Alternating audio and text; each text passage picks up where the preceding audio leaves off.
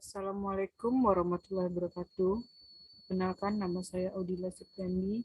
Di sini saya akan mempresentasikan proposal saya, yaitu mengenai pemanfaatan daun singkong sebagai olahan dendeng.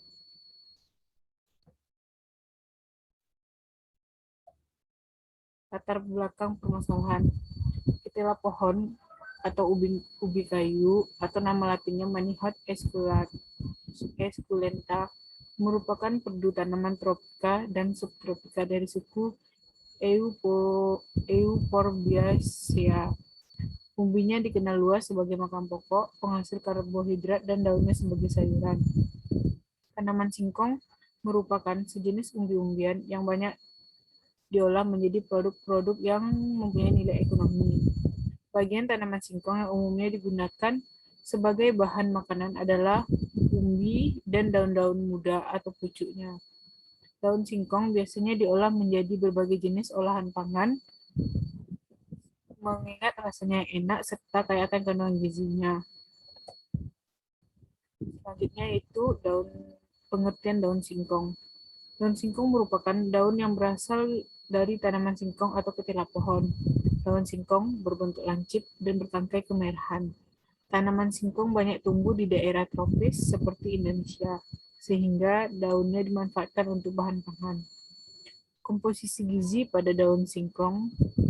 Menurut informasi yang diambil dari manfaatdaun.com, daun singkong mempunyai kandungan nutrisi yang terdiri dari vitamin A, vitamin B1, vitamin B6, vitamin C, magnesium, kalium, kalsium, zat besi, mangan, dan zinc. Manfaat dari daun singkong. Yang pertama itu untuk mengobati penyakit diare, membantu memenuhi kebutuhan protein, meningkatkan fungsi kognitif, membantu mengatasi radang sendi, meningkatkan sistem kekebalan tubuh, serta cara untuk pengolahan daun singkong. Daun singkong dapat disimpan dalam keadaan mentah dan segar. Daun singkong hendaknya direbus agak lama agar empuk dan untuk menghilangkan rasa pahitnya. Setelah daun singkong direbus hingga lunak atau layu, kita bisa menggunakannya untuk olahan masakan seperti gulai, daun singkong, dan sebagainya. Kita masuk ke materi selanjutnya, yaitu mengenai dendeng. Pengertian dendeng. Dendeng merupakan daging yang dipotong tipis-tipis menjadi serpihan yang lemaknya dipangkas, kemudian dibumbui dengan saus asam, asin, atau manis, dengan dikeringkan dengan menggunakan api kecil atau diasinkan bahkan dijemur. Komposisi gizi pada dendeng.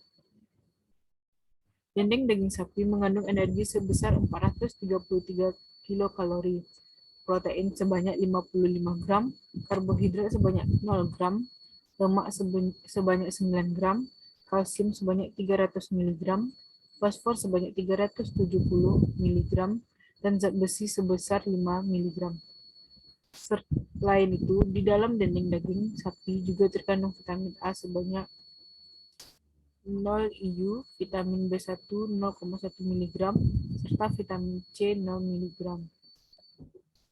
Jenis-jenis dendeng terbagi 4. Yang pertama itu ada dendeng batoko, di mana dendeng ini dipotong-potong tipis, kemudian dipanggang, lalu disirami dengan cabai hijau.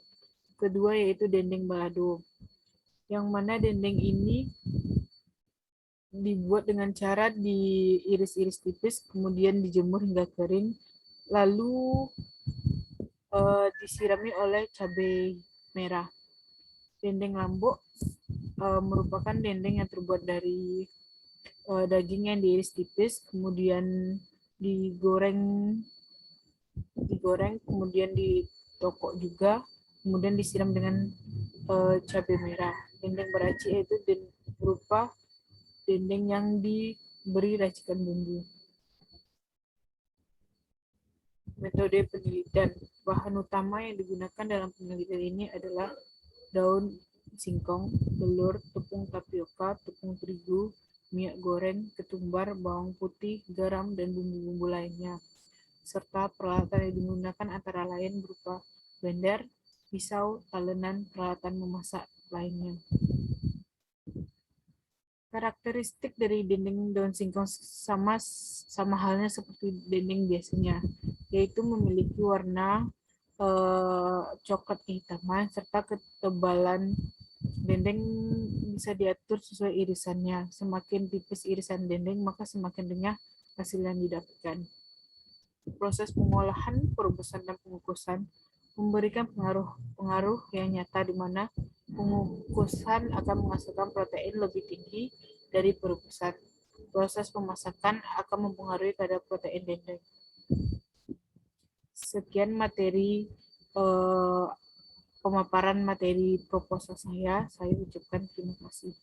Assalamualaikum warahmatullahi wabarakatuh.